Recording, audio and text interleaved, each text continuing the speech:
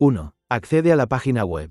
Entra en www.pixabay.com, https://www.pixabay.com, desde tu navegador. 2. Busca contenido. En la barra de búsqueda, escribe palabras clave relacionadas con lo que necesitas, como naturaleza, tecnología o música. También puedes usar filtros para especificar el tipo de contenido, imágenes, videos, música, etc. 3. Explora los resultados. Revisa las opciones disponibles y selecciona la que más te guste. Puedes hacer clic en las imágenes o archivos para verlos en mayor detalle. 4. Descarga el archivo. Una vez que encuentres lo que necesitas, haz clic en el botón de descarga.